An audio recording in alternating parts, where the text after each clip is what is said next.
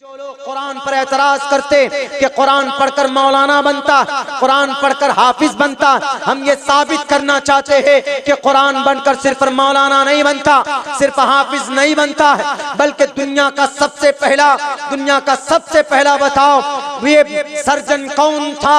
दुनिया का सबसे पहला कामयाब सर्जन जिसने ऑपरेशन के तरीके इजाद किए, जिसने ऑपरेशन करना सिखाया, उस शख्स का नाम अबुल कासिम अज़्ज़हरावी है, जो कुरान पढ़ना जानता था। दुनिया के अंदर सबसे पहला आई सर्जन कौन था? वो भी कुरान पढ़ना जानता था, अबू हातिम अब्बास ज़फ़री था। दुनिया के अंदर सबसे बड़ा डॉक्टर और सबसे पुराना डॉक्टर, जिसको डॉक्टरों का इमाम कहा गया, कब? 1923वीं ईस्वी में, 1923 ईस्वी के अंदर लंदन के अंदर उस शख्स का नाम डॉक्टर अबू बकर मोहम्मद बिन ज़करिया अर्राज़ी। उसने कौन से इजादात किए? चेचक जैसी मुहलिक बीमारी के ऊपर वैक्सीन, टीका, दवाई अगर किसी ने निकाली है तो डॉक्टर अबू बकर मोहम्मद बिन ज़करिया अर्राज़ी की खोज है ये। मसाना जनाब, गोल्ड ब्लैडर में स्टोन, पथरी हो जाए आपके पेट में, आपके एब्डोमेन में, आपके ऑर्गेनिक में कहीं पर भी अगर स्टोन हो जाता, पथरी हो जाती है, तो उस पथरी की खोज सबसे ऊपर सबसे पहले किसने की? इसी डॉक्टर अबू बकर मोहम्मद बिन ज़करिया अर्राज़ी ने की। दुनिया कहता है कि कुरान पढ़कर मौलाना बनता, कुरान पढ़कर हाफिज बनता, कुरान पढ़कर दुनियावी एतबार से तरक्की नहीं दिला सकता। अरे कुरान पढ़ने वाला डॉक्टर एपीजे अब्दुल कलाम था, कुरान पढ़ने वाला शेर कर्नाटक, शेर मैसूर टीपू सुल्तान था। 2 पारा डेली कुरान करीम की तिलावत करता था, जिसकी तलवार की धार से अंग्रेज भी कांपता था, उसके बड़े जनरल बहादुर डरते थे। कौन थे ये लोग? ये लोग कुरान पढ़ना जानते थे, कुरान करीम से मोहब्बत थी। कुरान सिर्फ इबादत की किताब नहीं है। आइए दोस्तों, अब उस खतीब तक पहुंचने की कोशिश कर रहा हूं जिसकी तकरीर, जिसका चर्चा, जिसका शोहरा, जिसकी गुफ्तगू आम और खास की कमान में होती है। तो लीजिए एक शानदार, जानदार, पुरबहार, बर्कबार, शोलाबार, धुआंधार, अरे बोलो ना मेरे यार, एक वलवला अंगेज, धमाका खेज, फिक्र अंगेज, हैरत अंगेज, नसीहत आमेज तकरीर करवाने जा रहा हूं, जिनसे मेरी मुराद महारत ताम्मा रखने वाला एक मुनफरिद लबो लहजा का मुकर्रिर जनाब हजरत खतीबुल अस्र, माहिर वेदो कुरान, तर्जमाने इस्लाम, जनाब हजरत मौलाना अब्दुल्ला सालिम साहब कासमी चतुर्वेदी अररियावी, उनका इस्तकबाल खैर मकदम, वेलकम, स्वागतम, अहलन व सहलन व मरहबन इन 4 मिसरों के साथ कि दरिया को खुद पे जोम था, धाड़े पे आ गया। दरिया को खुद पे जोम था, धाड़े पे आ गया, लेकिन मैं बच बचा के किनारे पे आ गया। और मुझको बुलाने वालों की उम्रें निकल गई, लेकिन मैं तेरे एक इशारे पे आ गया। माइक पर जनाब हजरत मौलाना अब्दुल्ला साहब। इस कुरान को याद करने का क्या फायदा है? क्यों हम 3 साल, 2 साल, 2.5 साल हमारे बच्चे मेहनत करके दिन रात इस कुरान को याद करते हैं? तो इससे हमको क्या फायदा मिलने वाला है? क्योंकि दुनिया का कोई भी काम बिना फायदे के, बिना किसी मकसद के लोग नहीं करते। कोई ना कोई मकसद और कोई ना कोई रिजल्ट या फायदा नजर आता है तब उसको करते। दुनियावी एतबार से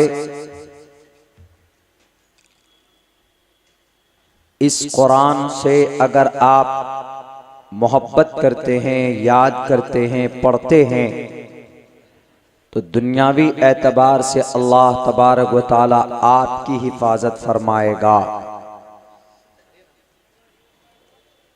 और दीनी एतबार से कल क़यामत में यकीनन, दुनिया में ना सही लेकिन क़यामत में मरने के बाद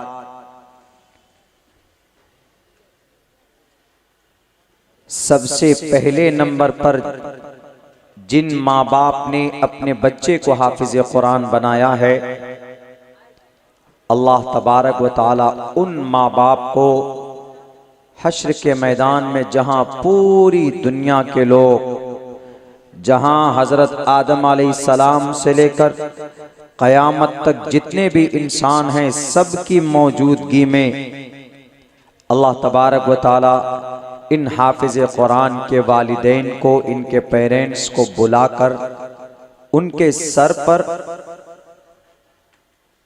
एक रोशन ताज रखेगा। उसकी रोशनी इतनी तेज होगी, इतनी तेज होगी कि जैसे आज दुनिया में सूरज की रोशनी होती है, उनसे कहीं ज्यादा रोशन ताज कल क़यामत में इन हाफिज कुरान के माँ बाप के सर पर रखा जाएगा। लोग पूछेंगे, लोग कहेंगे कि अल्लाह ये कौन लोग हैं? आज दुनिया में अगर प्राइम मिनिस्टर के हाथों से किसी को अवार्ड मिलता है तो लोग अपने आप को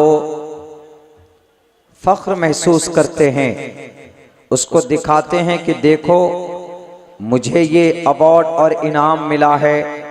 बड़े नेता के हाथों या बड़े इंसानों के हाथों या किसी सेलिब्रिटी के हाथों, वो हर किसी को उसका फोटो शेयर करता है, मोबाइल में वीडियो बनाकर लोगों को दिखाता है कि देखो I am honoured to be that, मैं इसके जरिए से सम्मानित किया गया हूं। लेकिन याद कीजिए, जो पूरी दुनिया का बादशाह है, जो रब्बुल आलमीन है, जिसने हमें और आपको पैदा किया, जिसने इस जहान को, इस कायनात को, इस ब्रह्मांड को सजाया है, वो अल्लाह कल क़यामत में अपने सामने खड़े होकर उनके पेरेंट्स के सर पर ताज रखवाएगा। तो लोग सवाल करेंगे कि अल्लाह ये कौन है, इनको इतना सम्मान क्यों दिया जा रहा है, इतनी इज्जत क्यों दी जा रही, इनका कौन सा अमल ऐसा है जो हमसे बेहतर है, बताइए। तो अल्लाह तबारक व तआला के तरफ से आवाज दी जाएगी, उनके सवाल का जवाब दिया जाएगा उनको।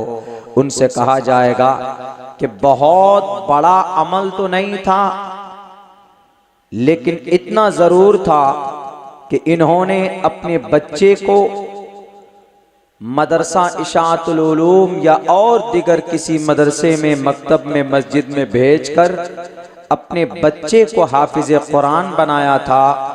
और उसी हाफिज कुरान बनाने के सदक़े में अल्लाह तबारक व तआला इनको सूरज और चांद से कहीं ज्यादा रोशन ताज इनको पहनाया जा रहा है। आज हम लोग समझते हैं कि हमारा बच्चा हाफिज कुरान बनेगा तो कितना पैसा कमा लेगा। आज हम ये समझते हैं कि हमारा बच्चा अगर हाफिज कुरान बनेगा तो ज़्यादा से ज़्यादा किसी मस्जिद का मुअज्जिन बनेगा, ज़्यादा से ज़्यादा किसी मस्जिद में इमाम बन सकता है, 10 से 12 हज़ार रुपये सैलरी हो सकती है, हद से हद तो 15 हज़ार रुपये। लेकिन हाफिज कुरान दुनिया के नज़र में हम लोग उनको उनका सम्मान नहीं देते। याद रखिए, रोजी और रोटी का मालिक अल्लाह है, लेकिन मरना तय है। मरने के बाद की जो जिंदगी है वो यकीनन है, कुल्लु नफ्सिन ज़ाइक़तुल मौत, ऑल मस्ट टू डाई, हर इंसान को मरना है। मरने के बाद जो एजाज और इकराम इन हाफिज कुरान का होगा वो दुनिया के अंदर किसी बड़े से बड़े महान इंसान का नहीं हो सकता। कल क़यामत में हर कोई नफ्सी नफ्सी के आलम में मुब्तला होगा, हर कोई। माँ बाप, हस्बैंड वाइफ, भाई बहन, रिश्तेदार, माँ अपने औलाद के लिए दुनिया में ये समझिए कि खुदा के बाद अगर औलाद का सबसे बड़ी जिम्मेदारी है अदा करने की तो माँ बाप के लिए। कल क़यामत में माँ को एक नेकी की अगर जरूरत पड़ेगी, एक नेकी जन्नत में जाने के लिए, उसका बेटा सामने होगा, बेटे से कहेगा कि बेटा मुझे एक नेकी की जरूरत है, मुझे दे दो, लेकिन बेटा मुंह फेर कर चला जाएगा। वो माँ जिसने 9 महीने अपने कोख में रखा, वो माँ जिसने तकरीबन 2-2.5 साल तक अपने सीने से लगाकर उसको दूध पिलाया है, वो माँ जिसने 5 साल तक उसकी ढंग की परवरिश की, उसको बड़ा बनाया, जवान बनाया, उस माँ को एक नेकी की भी अगर जरूरत पड़ जाएगी तो बेटा सामने खड़ा होगा तो बेटा मुंह फेर कर चला जाएगा। ये मैं नहीं कह रहा हूँ, ये अल्लाह का कुरान कह रहा है, यौम यफिरुल मरउ मिन अखीही व उम्मिही व अबीही व साहिबतिही व बनीही लिकुल्लि इम्रिइम मिनहुम यौमइदिन शअनुन युगनी वजूहुन यौमइदिन मुस्फिरा ज़ाहिकतुन मुस्तबशिरा व वजूहुन यौमइदिन अलैहा गबरतुन तरहक़ुहा क़तरा उलाइका हुमुल कफ़रतुल फजरा। 30वें पारे में सूरह आबस की आखिरी आयतें हैं कि कल क़यामत में हर इंसान नफ्सी नफ्सी के आलम में मुब्तला होगा, कोई किसी का पुरसान हाल नहीं होगा। यहाँ तक के अंबिया भी परेशान होंगे। हजरत आदम भी अल्लाह से सवाल करेगा कि अल्लाह मैं अपनी औलाद के बारे में आपसे नहीं सवाल कर रहा हूँ, मुझे मेरी जात की फिक्र है, ए अल्लाह तो मुझे बख्श दे। हजरत नूह अलैहिस्सलातु वस्सलाम व यक़ूलु नूह नजियुल्लाहि यौमल क़ियामा या रब्बी नफ्सी नफ्सी व यक़ूलु ईसा रूहुल्लाहि यौमल क़ियामा या रब्बी नफ्सी नफ्सी व यक़ूलु दाऊद खलीफतुल्लाहि यौमल क़ियामा। हजरत दाऊद जिनके हाथों में इतनी ताकत थी कि अल्लाह तबारक व तआला ने उनके हाथों में इतनी ताकत वदीयत की थी कि लोहे को हाथ से मोड़कर औजार और हथियार बनाया करते थे। लोहा उनके हाथों में मोम के तरह पिघल जाया करता था। मेरे भाइयों, इस जमीन के ऊपर मरने के बड़े ओहदे दिए अल्लाह तबारक व तआला ने, लेकिन कल क़यामत में बड़े बड़े नबी, हजरत इब्राहीम भी जो अल्लाह का खलील है, जो अल्लाह के व यक़ूलु इब्राहीम खलीलुल्लाह यौमल क़ियामा, वो भी कल क़यामत में रब्बे जुल जलाल से कहेगा या रब्बी नफ्सी नफ्सी, ए अल्लाह मैं अपने नफ्स के बारे में सवाल करता हूँ। व यक़ूलु इस्माईल ज़बीहुल्लाह, हजरत इस्माईल अल्लाह के नाम पर ज़िबा होने वाले, वो भी कल क़यामत में रब से कहेगा व यक़ूलु इस्माईल ज़बीहुल्लाह यौमल क़ियामा या रब्बी नफ्सी नफ्सी, अल्लाह मैं अपने नफ्स के बारे में सवाल करता हूँ। पूरी दुनिया में जिस नबी की बादशाहत रही वो नबी भी रब से कहेगा व यक़ूलु सुलैमान साहिबुल ममलुकति यौमल क़ियामा या रब्बी नफ्सी नफ्सी, ए अल्लाह मैं अपने नफ्स के बारे में सवाल करता हूँ, मैं अपनी जात के बारे में सवाल करता हूँ।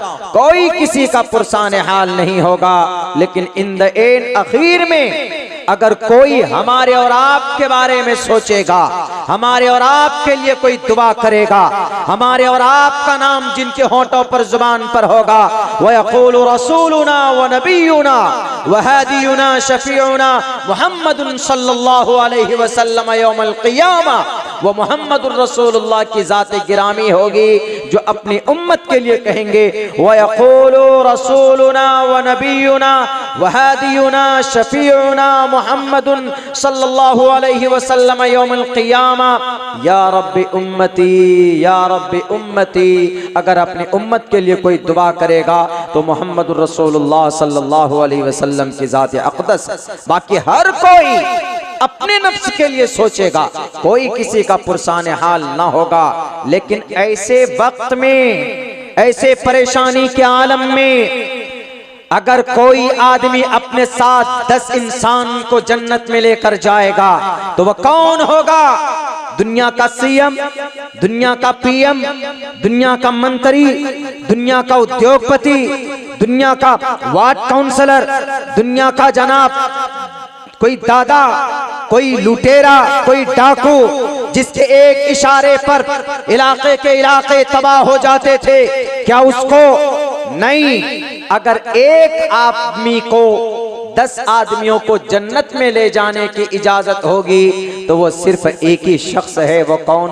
वो एक हाफिज कुरान को एक परमिशन होगी अल्लाह की तरफ से कि हाफिज तूने मेरा कुरान याद किया सीने में, जाओ इक़रा पढ़ो कुरान, वर्तकी, जन्नत के दरवाजे पर चढ़ता चला जा। और अकेले मत जाओ, अपने खानदान के 10 आदमियों को अपने दोनों हाथों में पकड़कर जन्नत में लेकर जाओ। कितना बड़ा मकाम है, जहां आदमी नफ्सी नफ्सी के आलम में होगा, जहां आदमी परेशानी में होगा, वहां पर एक हाफिज कुरान, जहां आदमी अपने मां को देखकर भाग जाएगा, बाप को देखकर मुंह चुरा लेगा, बीवी है तो उसको देखकर भाग जाएगा, बेटा है जहन्नम जा रहा है तो बाप बचा नहीं पाएगा। लेकिन उस वक्त में, उस बुरे वक्त में अगर कोई अपने खानदान के 10 अफराद को अपने हाथों पे पकड़कर अगर जन्नत के दरवाजे की तरफ चलेगा, जन्नत के दरजात पर, वर्तकी, इर्तिका, यर्तकी का मतलब होता है चढ़ना, ऊपर चढ़ना, जन्नत में दरजात पे चढ़ना। एक जन्नत ये है, एक ऊपर है, एक ऊपर है, एक ऊपर है, बुलंदी दरजात पर। हदीस के अल्फाज, इक़रा वर्तकी, इक़रा वर्तकी फल्युक़ालु लिसाहिबिही, हाफिज़े कुरान से लिसाहिब, कुरान का दोस्त। कुरान का दोस्त कौन? जिसके सीने में कुरान है। फल्युक़ालु, कहा जाएगा, लिसाहिबिल कुरान, कुरान के दोस्तों से।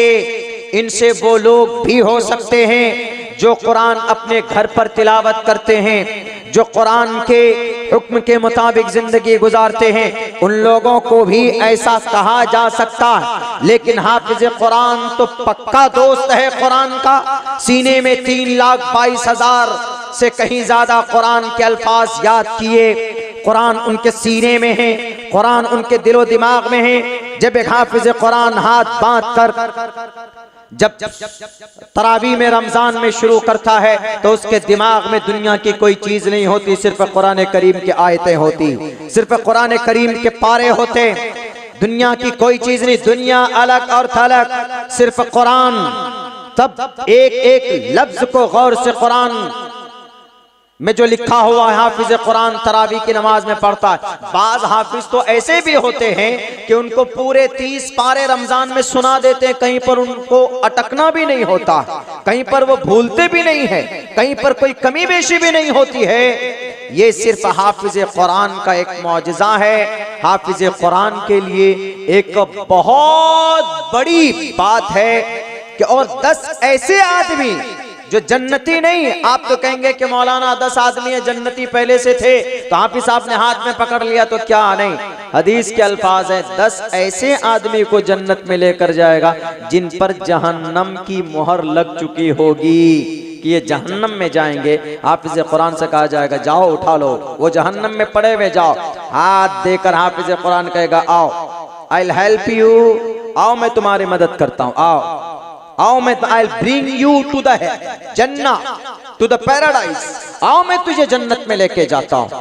अगर खुदा ना खास्ता कि मैं, अगर हाफिज कुरान जहन्नम में गिर जाता है तो कुरान की बदौलत जहन्नम की आग ठंडी हो जाएगी। क्यों? सीने में कुरान है।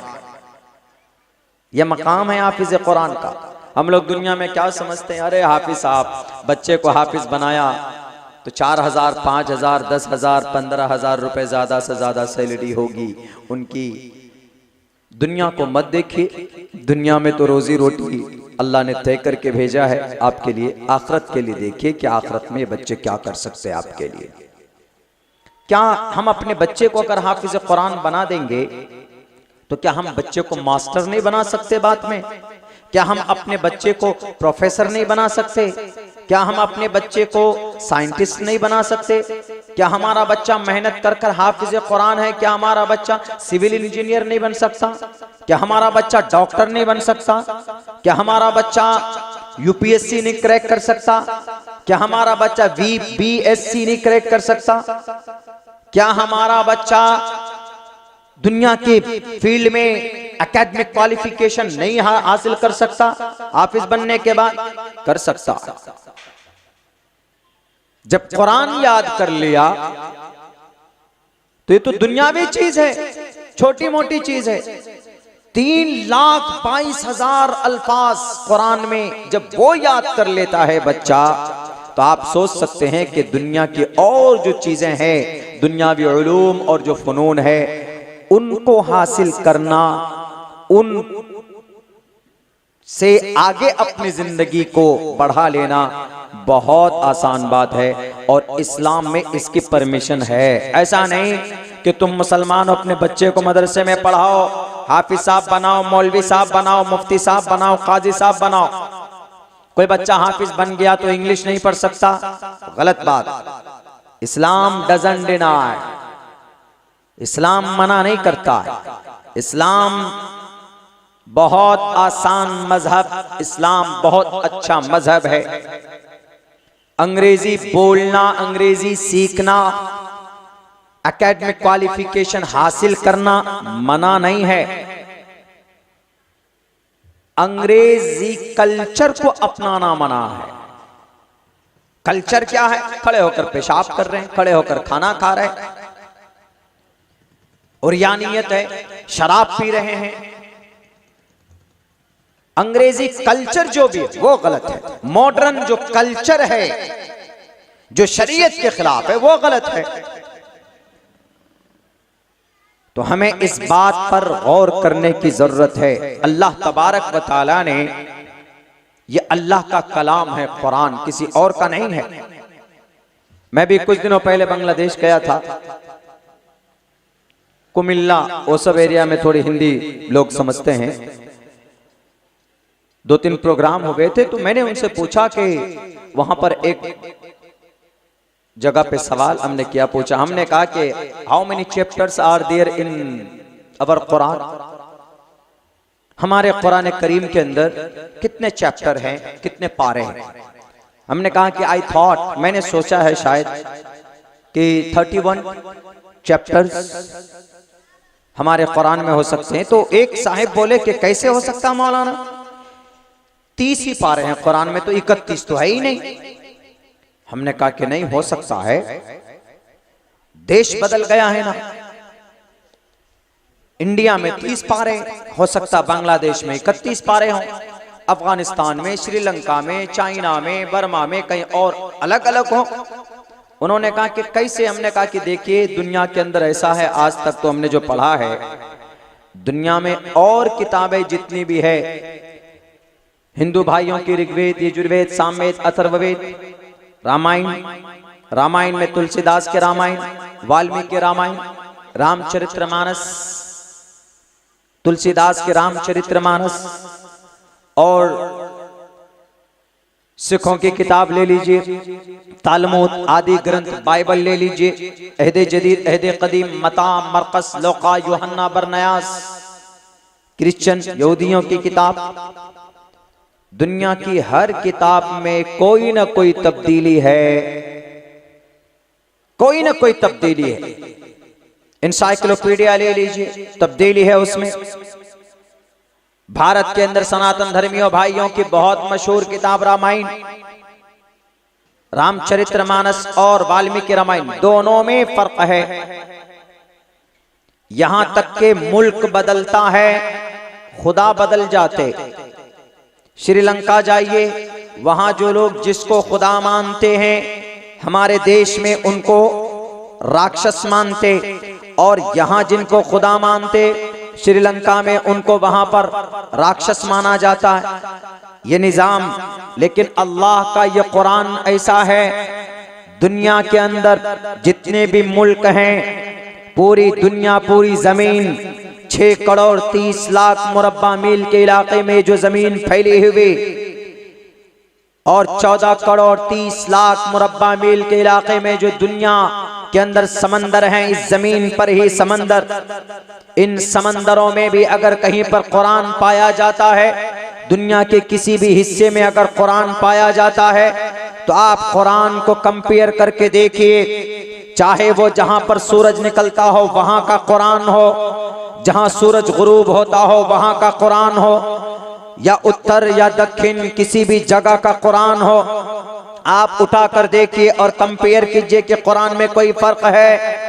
कुरान के अल्फाज में फर्क और तब्दीली तो दूर की बात जनाब, कुरान के एक नुक्ते और एक जबर के अंदर जर्रा बराबर आपको तब्दीली नहीं मिल सकती। अमेरिकन मुसलमानों से पूछो, कि डू यू हैव कुरान करीम, तुम्हारे पास कुरान है? बताओ कि उसके शुरू की सूरत क्या है, शुरू के लफ्ज क्या है? वो कहेगा अल्हम्दुलिल्लाहि रब्बिल आलमीन। आखिर के लफ्ज क्या है? वो कहेगा मिनल जिन्नति वन्नास। सीन पर खत्म होता है कुरान।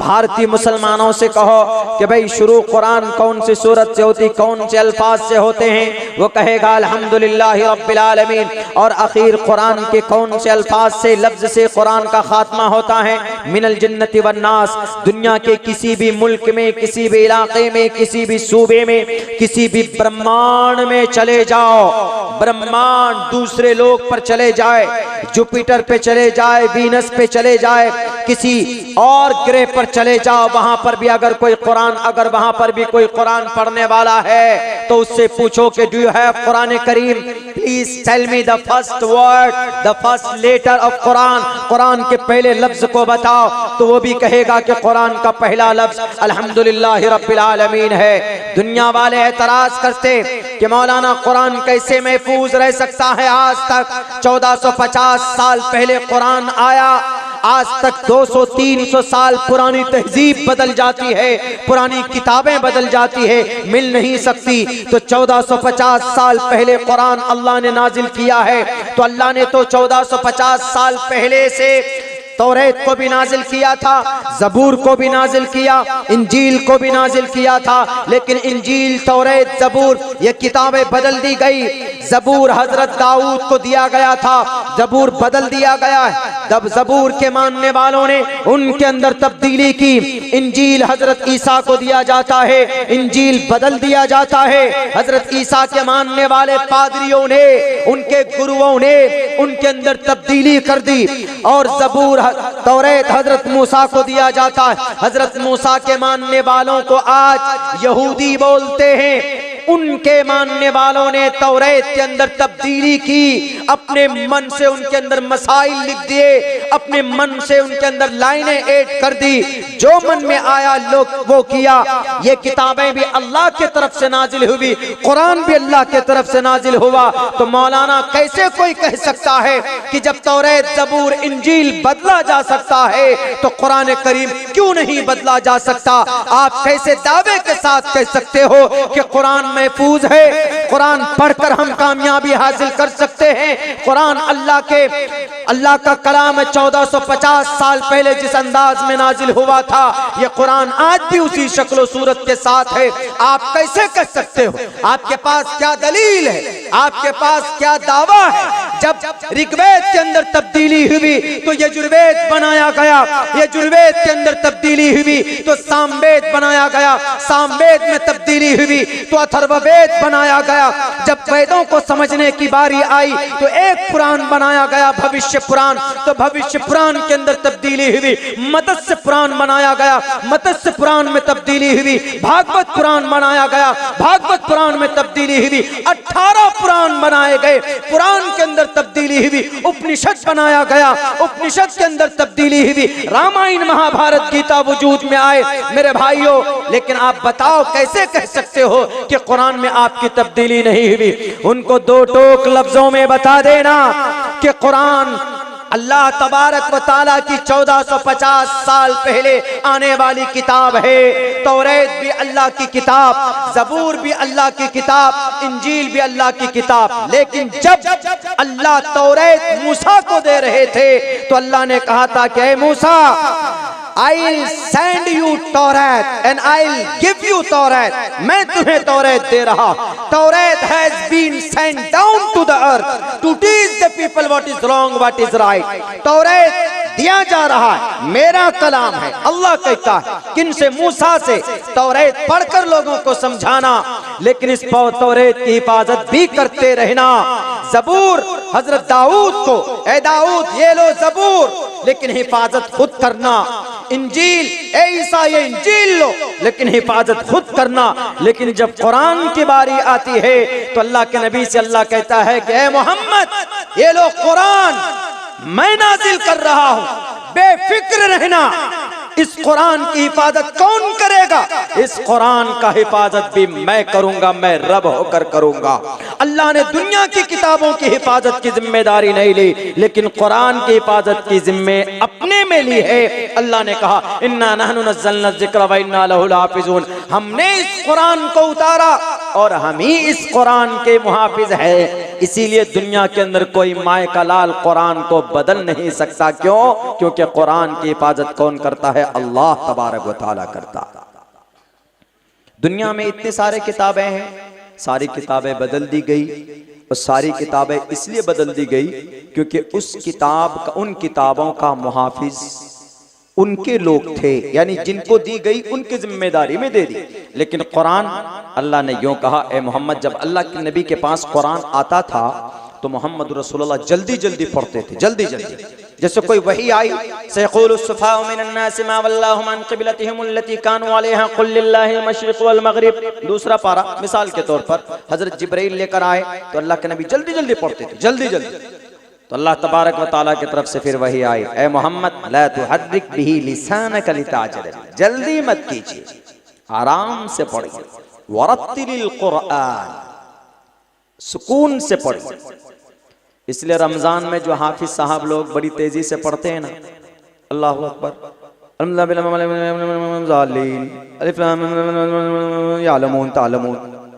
नहीं, ऐसा नहीं।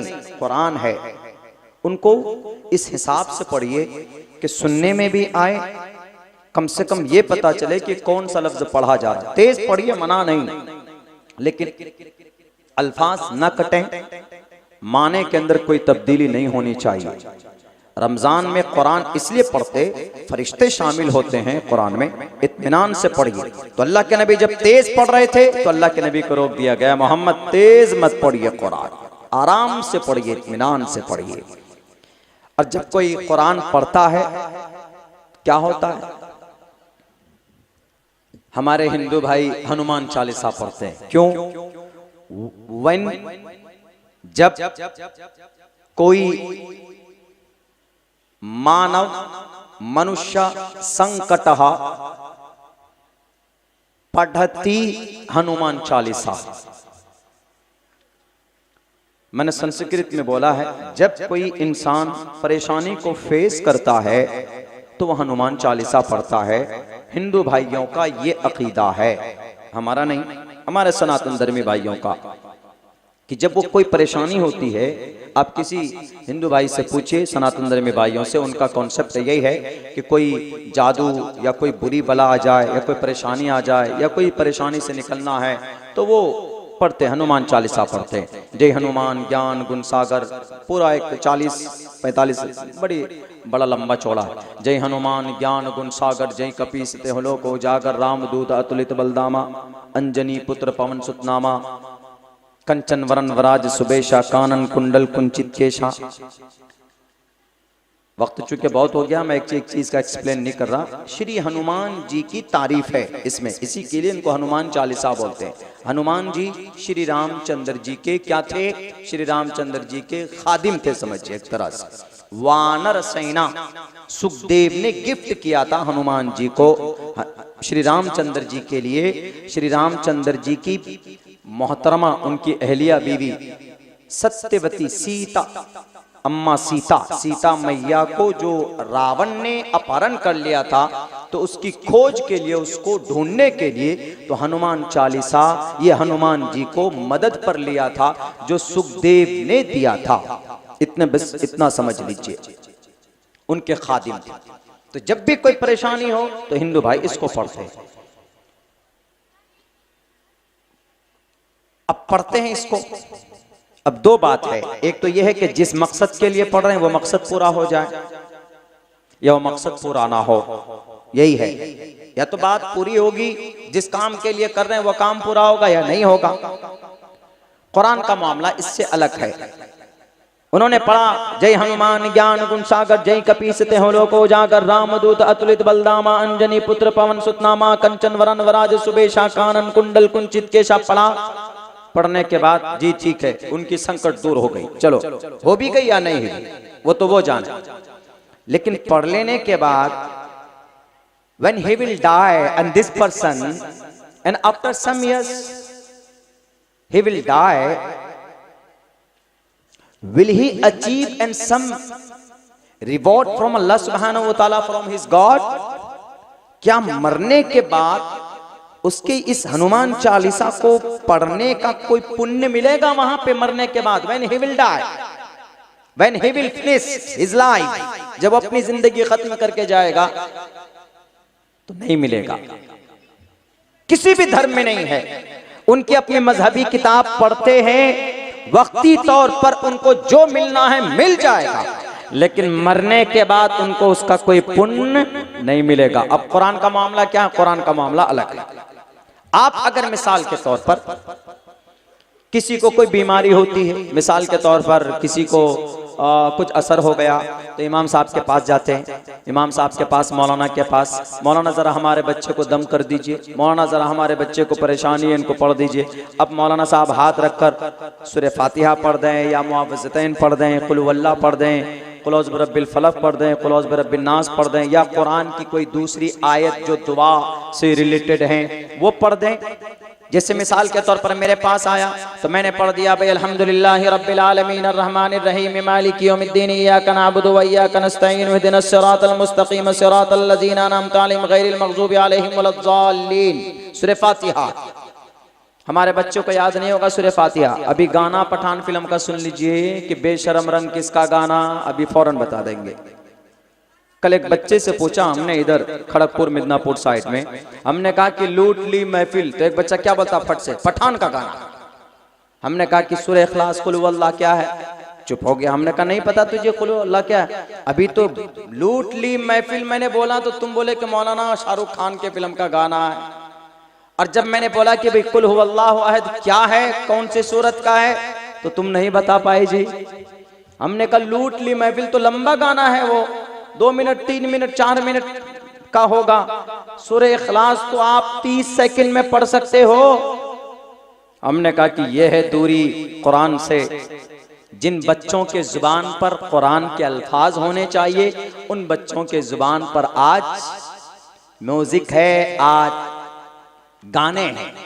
इसलिए तो जलजला आता है, क्योंकि जलजला आने में जो 3 सबब है उनमें एक सबब गाना भी है। मैं जलजला क्यों आता उसका भी एक्सप्लेन आखिर में करूंगा, उसका भी रीजन बताऊंगा आप लोगों के सामने। लेकिन उससे पहले अगर मैंने सूरह फातिहा पढ़कर दम कर दिया, किसी को फूंक मार दी हमने, तो यहाँ 2 चीज है।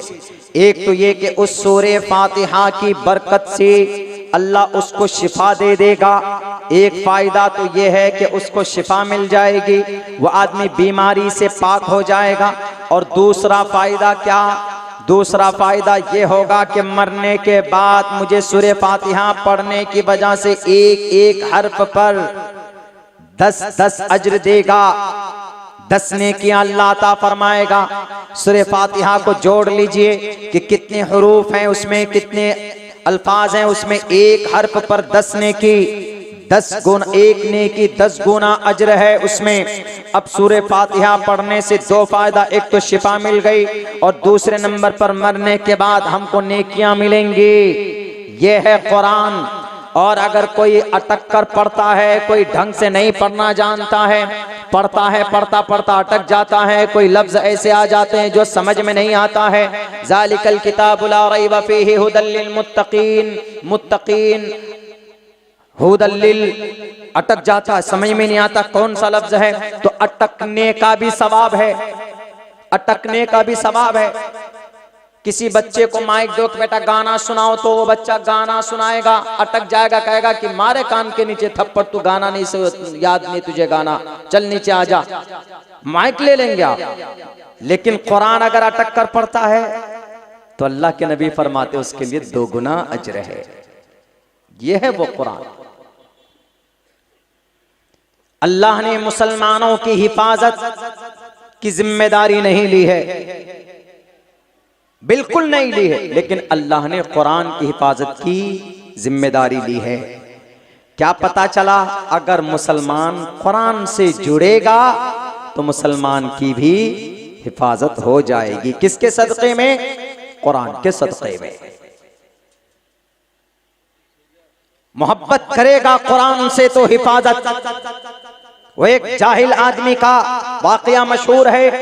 एक अनपढ़ गवार आदमी था, उसको कुछ याद नहीं था, कुछ भी याद नहीं था।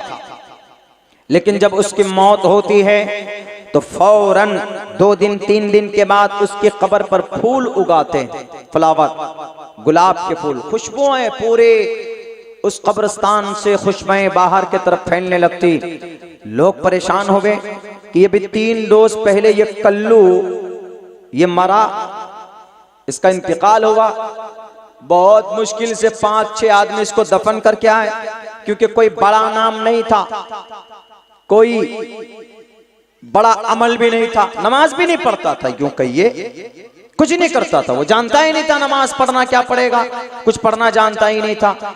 जब गांव वालों ने देखा कि मरने के बाद इसकी कब्र पर गुलाब के फूल उगाए तो उसके घर पर गए। उनकी एक बेटी थी, बेटी से पूछा कि बेटी जरा बता कि तेरे बाप का कौन सा अमल था जो छुपा हुआ था, हम लोग नहीं जानते थे। तेरे अब्बा को तो कभी नमाज पढ़ते हुए नहीं देखा हमने, तेरे अब्बा को कभी हमने जुमा नहीं पढ़ते हुए देखा, कभी तस्बीह नहीं हमने गिनते हुए देखा उनको, कभी कुछ जानता ही नहीं था, उसको तो सूरह फातिहा याद नहीं, उसको तो कलीमा तक याद नहीं था।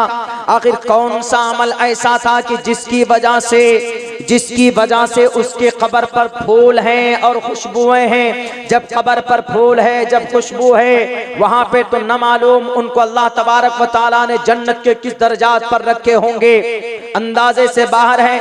यकीनन वो आदमी जन्नती है, जन्नत चला गया है, वो अल्लाह ने अच्छे फैसले किए होंगे उसको। जरा बताओ कौन सा काम करता था। आपको ताज्जुब होगा मेरे भाइयों, जब उसकी बेटी ने कहा कि मेरे अब्बा तो नमाज भी नहीं पढ़ते थे, मैं डांटती थी उनको कि नमाज भी नहीं पढ़ते, आप बूढ़े हो गए, मरने के करीब हैं, ना आप नमाज पढ़ते हैं, ना आप कोई अल्लाह का नाम लेते हैं, आखिर दुनिया में अल्लाह ने भेजा क्यों है आपको, मैं डांटती थी। उन्होंने कहा कि कोई अमल तो होगा, बेटी बताओ तुम्हारे बाप का कौन सा अमल था, कोई ऐसा अमल बताओ कि जिसकी वजह से अल्लाह ने मगफिरत की है। अल्लाह यूं ही नहीं मगफिरत करता, कुछ न कुछ जर्रा बराबर कोई न कोई अमल अल्लाह को पसंद आ जाता है तो अल्लाह कभी कभी अपने बंदे के टोटल गुनाहों को माफ कर देता। जाओ जन्नत में, अल्लाह तबारक व तआला को कौन सा अमल अच्छा लग जाए किसका। इसीलिए कहते हैं ना, जमीन पर किसी को बुरा नहीं समझना चाहिए, जमीन पर किसी के ताल्लुक से बदजनी भी नहीं रखना चाहिए कि तू गुनहगार, तू शराबी, तू कबाबी, तू फासिक, तू फज्जार, कहने की इजाजत नहीं है। हर किसी से मोहब्बत करो एज ए इंसानियत, हर किसी से प्रेम करो, मोहब्बत से बात करो, हर किसी से मिलकर रहो। मोहम्मद रसूलुल्लाह का यही सिद्धांत और यही तरीका था। आपने किसी को, अपने जानी दुश्मन को भी सीने से लगाकर माफ किया था। आप अलैहिस्सलातु वस्सलाम ने, इस्लाम का मतलब ही यही। वरना जो लोग मीडिया के जरिए नफरत परोसते हैं, जो लोग कहते हैं कि इस्लाम नफरत की बात सिखाता है, जो लोग कहते हैं कि इस्लाम जिहाद की बात करता है, जो लोग कहते हैं कि इस्लाम के अंदर तलवार है, जो लोग कहते हैं कि इस्लाम के अंदर जनाब तीर और तलवार है, लड़ाई है, दंगा है, फसाद, वो गलत है।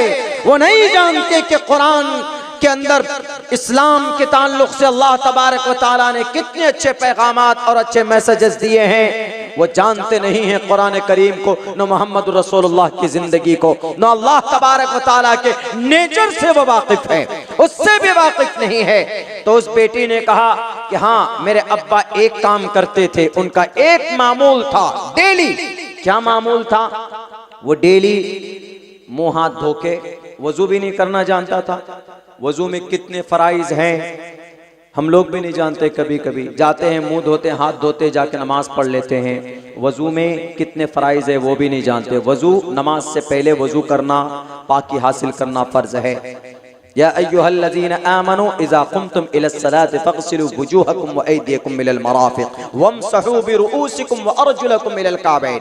If you want to offer सलाह, please make ablution before offering सलाह।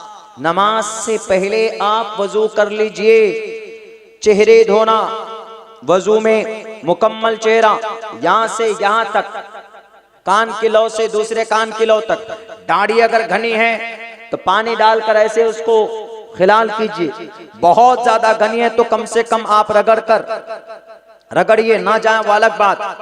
पूरे चेहरे को धोना। अभी एक बच्चे ने मगरिब के बाद में फराइज वजू बताया, हमारे बूढ़े बूढ़ों को नहीं मालूम है, हमारे साबिक जवानों को नहीं मालूम है, जो आज के जमाने में 70 साल के हो चुके हैं, वो पहले जवान थे, उनको नहीं है मालूम वजू में कितने फराइज हैं। 4 फर्ज है, चेहरे को धोना, मुकम्मल चेहरे को, दूसरे नंबर पर हाथ धोना, ये वअयदियकुम इलल मराफिक यहां तक, वमसहू बिरुउसिकुम सर का मसह करना 3, वअरजुलकुम इलल काबैन, और ये जो टखना है पैर का, टखना समेत पैर को धोना, ये 4 चीज फर्ज है वजू में। गुस्ल में कितने फर्ज है ये भी नहीं जानते हम तो।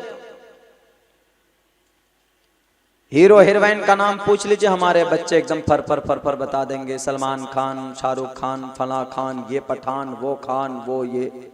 उनसे पूछो कि बेटे गुस्ल में कितने फर्ज है, नहीं बता पाएंगे। अगर कोई मुसलमान नापाक होता है, मिसाल के तौर पर कोई भी, चाहे किसी और वजह से नापाक होता है, मर्द औरत नापाक होते हैं, तो आप जब नहाने जाते हैं, गुस्ल करने जाते हैं, तो उस वक्त में जो फराइज है गुस्ल करने का, उसको कंप्लीट करना जरूरी है। अगर आप पूरे सर से पैर तक पानी बहा लीजिए, फराइज आपने अदा नहीं किए, तो यू कान, आप पाक नहीं हुए। 3 फर्ज है ना गुस्ल में, नहीं जानते। कुल्ली करना, अगर रोजा नहीं तो खूब गरारा कीजिए, नाक में यहां तक पानी डालना, ये 2। तीसरे नंबर पर पूरे बदन पर पानी बहाना, कहीं सूखा नहीं रहना चाहिए। ये 3 चीजें जरूरी है।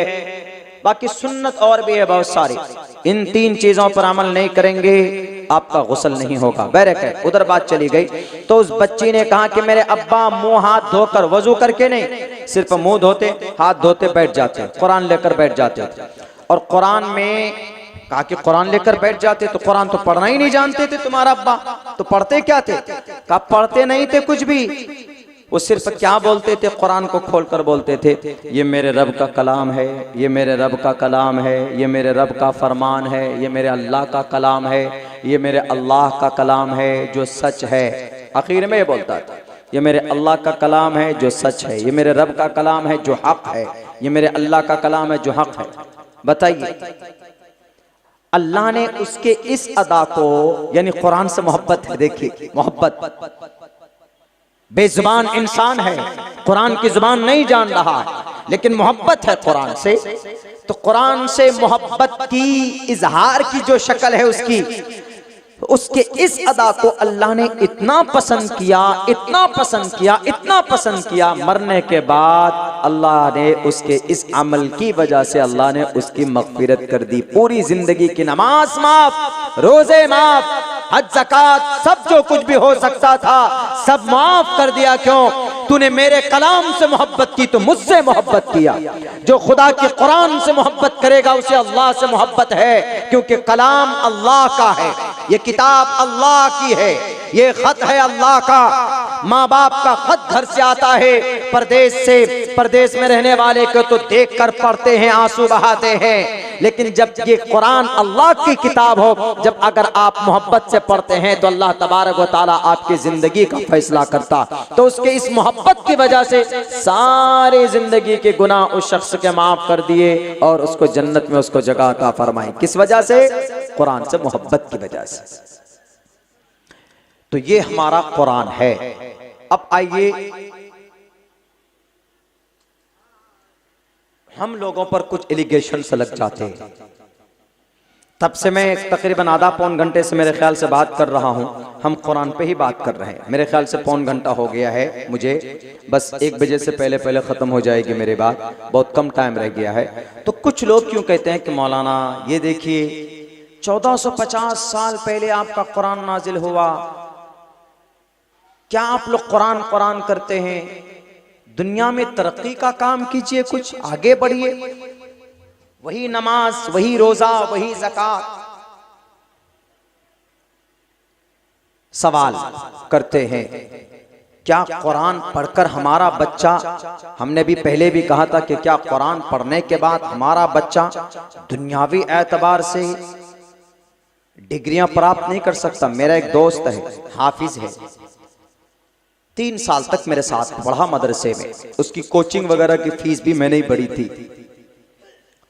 झारखंड का है वो। सन 2016 या 17 में, मेरे ख्याल से सन 2017 का स्टेट टॉपर रहा झारखंड का।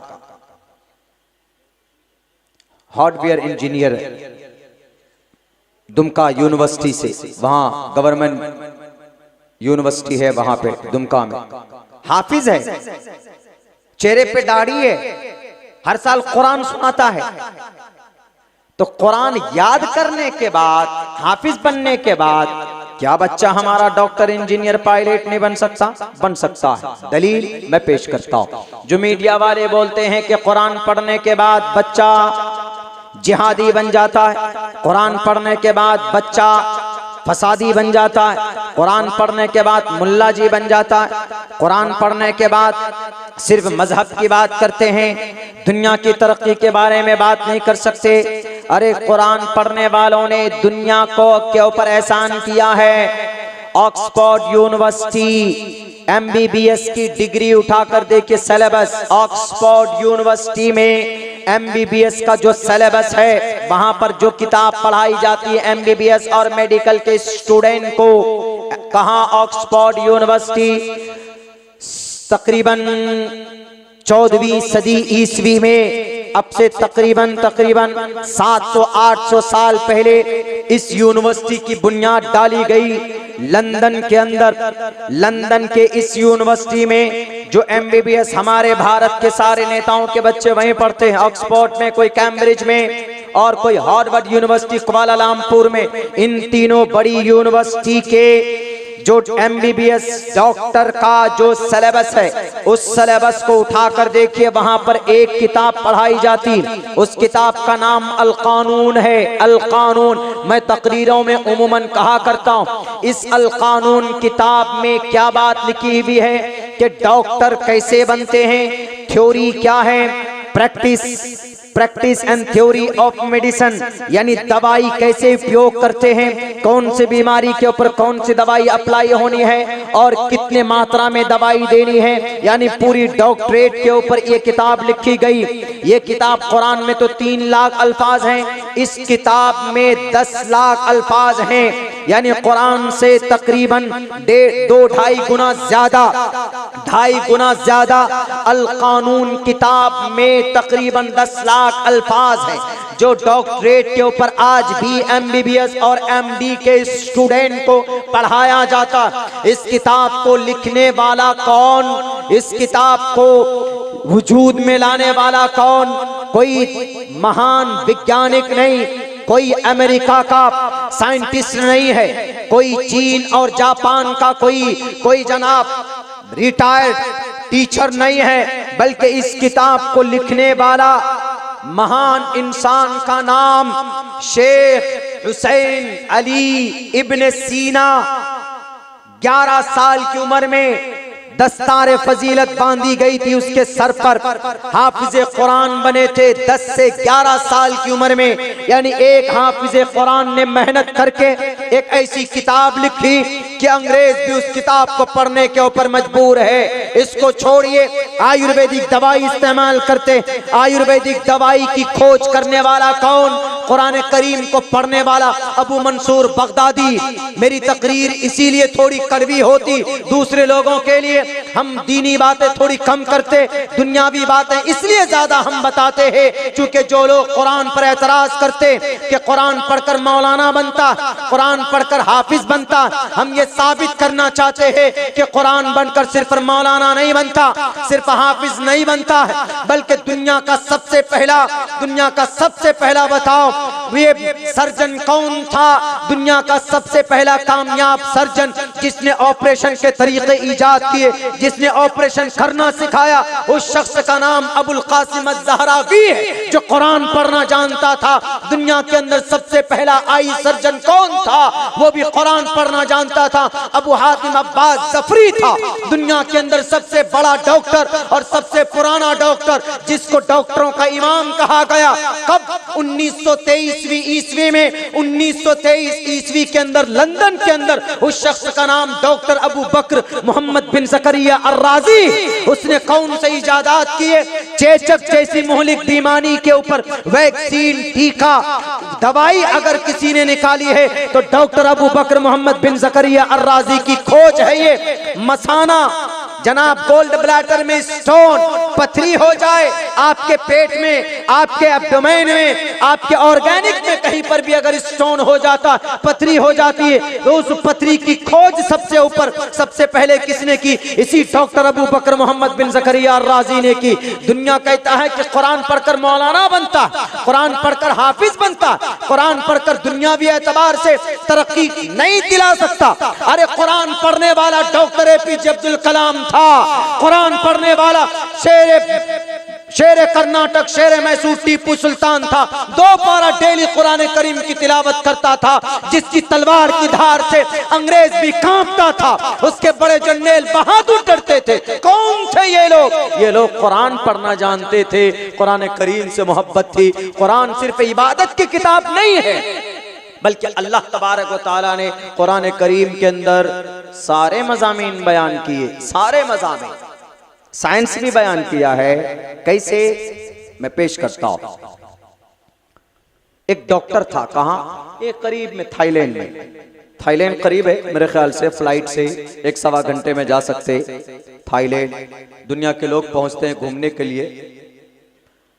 तो वहां का एक डॉक्टर तेजस्वी नाम का, जियांग यूनिवर्सिटी का प्रोफेसर था। वो डॉक्टर था, डॉक्टरेट में प्रोफेसर था। कोई जब बड़ा डॉक्टर होता है ना, तो वो डॉक्टर कुछ स्पेशल चीज करता है, उसकी अपनी होती है, लॉन्च की हुई। तो उसने कैंसर, कैंसर किसको बोलते हैं? गोश्त सड़ जाए, गल जाए, हड्डी गल जाए, हड्डी को काट कर निकाल देते, अलग कर देते हैं। तो उसने कैंसर की एक इलाज निकाली। ये उसी डॉक्टर जियांग की है, जो कैंसर है उसको काट कर निकाल देते हैं उस जगह से, मांस को, फिर दूसरी सर्जरी करके फिर उसको सही करते हैं। ये किसकी है? डॉक्टर जियांग की तहकीक है दुनिया के नजर में। लेकिन जब डॉक्टर जियांग ने ये तहकीक लोगों के सामने पेश की कि दुनिया वालों, मैंने कैंसर का इलाज निकाला है, मैंने खोज की है इस पर, तो किसी ने कहा, किसी आलिम दीन ने कहा कि नहीं, आपने अभी 150 साल पहले आपकी ये तहकीक है, इस बीमारी का इलाज अल्लाह ने कुरान में 1450 साल पहले बयान किया। वो शॉक हो गया। Is it possible? Please show me, where is, कहां पर? Please tell me, please recite the holy Quran, that आया, उस आयत को पढ़िए, कहां पर है? Please, I want to know, मैं जानना चाहता हूं, मैं देखना चाहता हूं कहां पर है। तो एक मौलाना, हम जैसे तालिबे इल्म, मैं मौलाना नहीं हूं, हम जैसे तालिबे इल्म, हमने हाई स्कूल 2 साल के अंदर हमने हाई स्कूल का पूरा 1 नर्सरी यानी 0-1 क्लास टू 10 क्लास 2 साल में ये सिलेबस पूरा किया हमने। 2 साल के अंदर ग्रेजुएशन वगैरह कंप्लीट करने के बाद हमने डिप्लोमा बेंगलोर से किया। कब? हाफिज बनने के बाद किया, वरना ABCDEFGH नहीं जानते तो कुछ भी नहीं जानते, कोई बड़ी चीज नहीं है। अब इंग्लिश क्या, संस्कृत, ग्रामर का भी स्टूडेंट हम हैं, आप में से भी बहुत से लोग होंगे, कोई बड़ी चीज नहीं है, जान सकते, ज्ञान हासिल कर सकते। तो हम जैसे कोई तालिब इल्म ने उनसे कहा कि डॉक्टर जियांग साहब, ये आपकी थ्योरी नहीं है, ये आपकी इजाद की भी नहीं है। कहा क्यों? कहा कुरान में अल्लाह ने बहुत पहले बयान किया। कहा प्लीज रिसाइट दैट आया, रिसाइट दैट आया immediately, I want to know, please tell me where is, कहां पर है, बताओ जरा, मैं जानना चाहता हूं। यू आर लायर, तुम झूठ बोल रहे हो, तुम झूठे हो। कहा कि नहीं, जस्ट कंसीडर दिस आया, इन्नल्लज़ीना कफरू बिआयातिना सौफ नुस्लिहिम नारा कुल्लमा नज़िजत जुलूदुहुम बद्दलनाहुम जुलूदन गैरहा लियज़ूक़ुल अज़ाब। कैंसर का इलाज है इस आयत में। उसने कहा कि प्लीज टेल मी, एक्सप्लेन, बताइए क्या है, मतलब क्या है, this is related and this is Arabic language and I don't know Arabic language, please tell me, मुझे बताइए। उन्होंने कहा इन्नल्लज़ीन कफरू बि आयातिना, अल्लाह फरमाता है बेशक जिन्होंने हमारी निशानियों को का इनकार किया, कफरू, कफर कुफ्र के माने इनकार करना, कुफ्र के माने इसी से काफिर है। कफरू कफर यकफुरु कुफरन अल्फाइलु मिन्हु काफिरुन, काफिर का मतलब इनकार करने वाला, काफिर का मतलब हिंदू नहीं है। हमारे हिंदू भाई समझते हैं और हमारे मुस्लिम भी समझते हैं कि काफिर का मतलब हिंदू नहीं।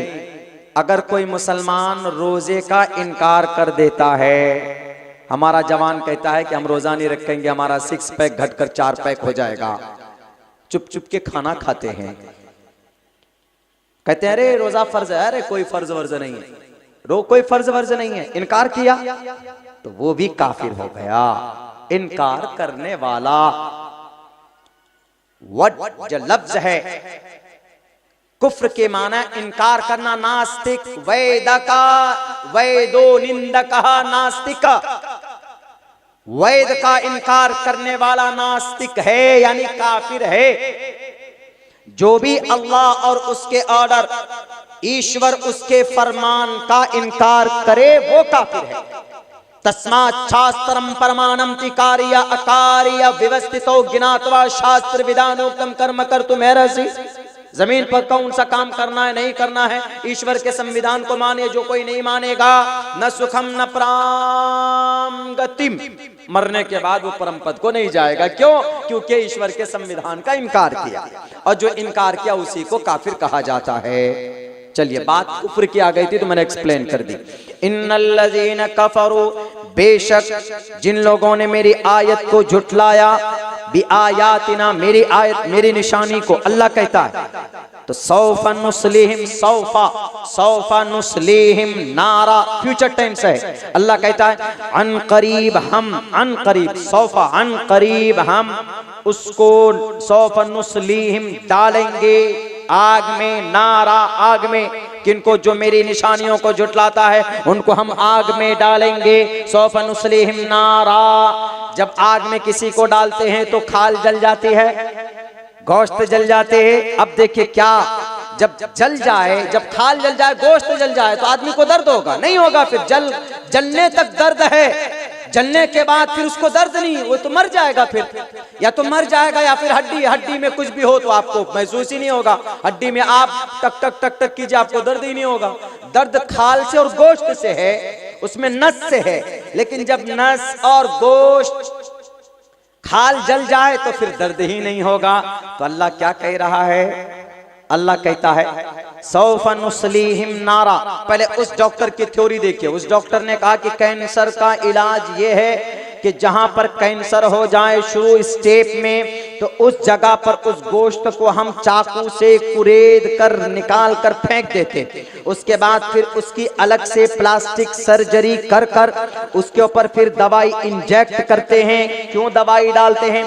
ताकि वो दवाई असर कर सके और उस जगह को मुकम्मल किया जा सके। दवाई डालते हैं ताकि दवाई असर करे, उसकी बॉडी फिर सही के तरह बन जाए। ये कैंसर के इलाज की उसकी तहकीक है। और कुरान क्या कहता है? कुरान कहता है कि सौफा नुस्लिहिम नारा, हम उसको आग में डालेंगे। जब उसकी खाल जल जाएगी, कुल्लमा नज़िजत जुलूदुहुम बद्दलनाहुम जुलूदन गैरहा, जब उसकी पूरी खाल जल जाएगी, जब उसके गोश्त सड़ जाएंगे, कहां पर? आग में डालने की वजह से जलकर भस्म हो जाएगा उसके पूरे बदन का मांस। तो अब उसको दोबारा अजाब का मजा भी चखाना है, तो कैसे करेंगे? तो अल्लाह कहता है कि उसके पूरे जले कुचले जितने भी हैं उसको खींच कर निकाल कर फेंक देंगे। वो बद्दलनाहुम जुलूदन गैरहा, हम दूसरी नई खाल चढ़ाएंगे, दूसरा नया गोश्त चढ़ाएंगे। क्यों?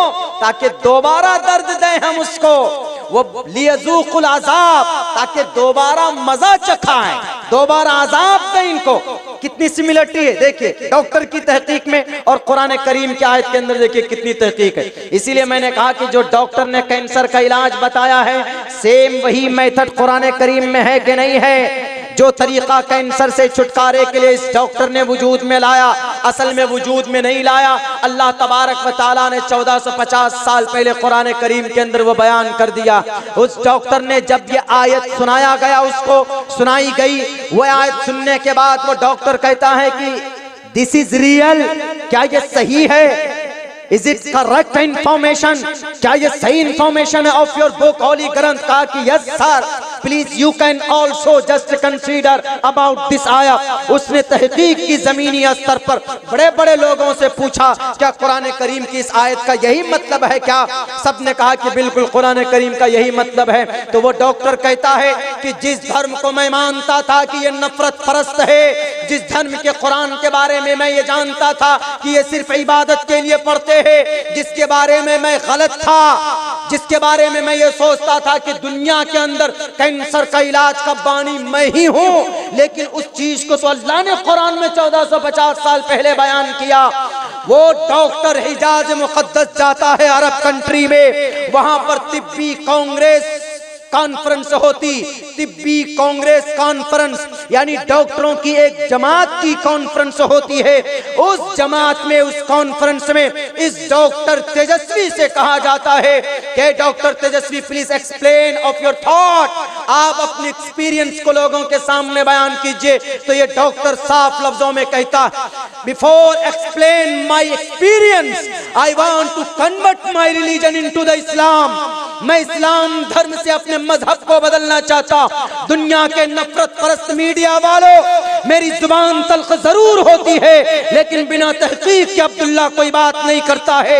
आओ मैदान में, अगर इस्लाम का कलिमा किसी ने पढ़ा है, डॉक्टर जियान, डॉक्टर तेजस्वी को किसने तलवार दिखाया था? डॉक्टर तेजस्वी को किसने मजबूर किया था कलिमा पढ़ने पर? कुरान करीम की सच्चाई ने, अल्लाह की कुरान की आयत की हक्कानियत ने, हकीकत को देखकर उसने कहा कि first of all I want to convert my religion today, I decided, मैं ये फैसला कर चुका हूं कि मेरा मजहब अगर कोई होगा तो इस्लाम होगा, क्योंकि जिस चीज को मैं अपना समझता था अल्लाह ने कुरान में 1400 पहले बयान कर दिया। वो डॉक्टर तेजस्वी पहले इस्लाम कबूल करता है, उसके बाद फिर वो अपना एक्सपीरियंस लोगों के सामने जाहिर करता है। तो इससे साफ पता चलता है कि कुरान सिर्फ इबादत की किताब नहीं, इलाज की भी किताब है।